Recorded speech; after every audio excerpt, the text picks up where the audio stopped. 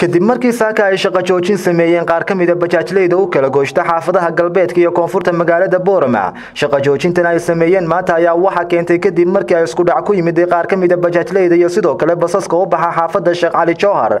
intaasi kadib waxay cabasho xoogan la hortageen maamulka degmada Boorama ugu horeeya maayarka degmada Boorama Saleebaan Xasan Xaddi oo halkaasi kaga dhageystay cabashadii ay soo gudbiyeen darawaliinta bajaajleydani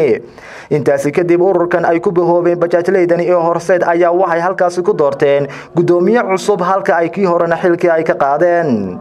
isxog wareysi dheer kadib oo dhex maray maayarka degmada Boorama iyo darawaliintani ayaa waxa halkaasi ka hadlay maayarka degmada Boorama waxaana uu sheegay bajaajleyda oo maamul u ahaa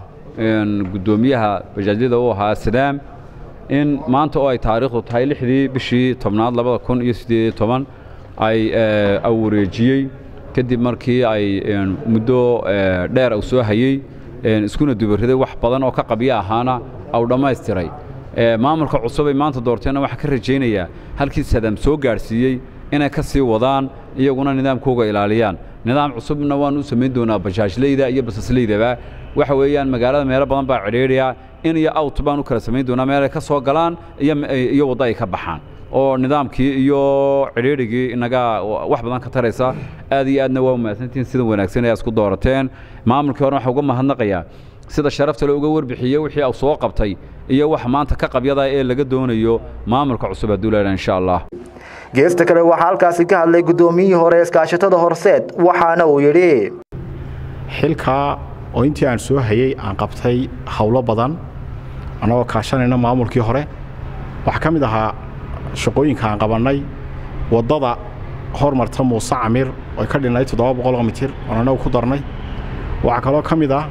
wadadan u baxda Sheekh Ismaan oo dib habeyn ku sameeyno hal had ku celinay waxa kale oo kamid ah godod badan oo ay lahayd wadooyinku ha ugu weynaagto halkii dhigto ay ka duntay ayaan ka qabanay hawl anagoo isticmaalaynay gaamur markii ugu horeysay oo iskaashatadu markii hore isticmaali jirtay sibid marka waxaan aad ugu mahad celinayaa gudoomiyaha degmada oo hawshan fudeydiyay mudane Saleebaan Xasan Xaddi oo arko inuu dardar cusub iyo wax qabad cusub dultadiba la yimid xilliga imika aan joognaa waa 3 galabnimo waad garan kartaa madaxdu halka ay joogaan ama madax dawladeed ama madax gobol isagoo inta dhabaradaygii iyo ballanqaadkii uu sameeyay iyo siyaasadii cusub ee degmada ku hagayay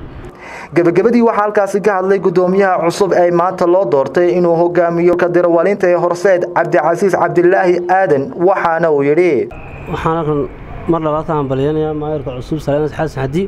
oo markii horena maayar ahaa markii mar labaad maayar soo noqday insha Allah waan wada shaqeyn doonaa marka ana gudoomiyaha iskaashatada la wareegay maanta oo saacad tahay 3 galabnimo iyo barkii oo gudoomiyaha 3 barkii galabnimo oo nala fadhiyo aad iyo aad baan uga mahadnaqaynaa iskaashatada waxaan uga mahadnaqayaa inay si wanaagsan ila shaqeeyaan insha Allah intaan xilka hayo si fiican ay ay uga qayb qaataan wadooyinka dhismooyinka gudoomiyaha noo ballan qaaday imka gudoomiyaha cusub khamiistii ayuu la wareegay xilka 7 wado ayuu noo sameeynaa insha Allah marka iskaashatada bajaajada ee horseed waxaan ka rabaa in ay 7 wado iyo wixii kaleba ay ka qayb qaataan وجمال عمر تبع تلفزيون مدح بناني ريا TV مقالة Boorama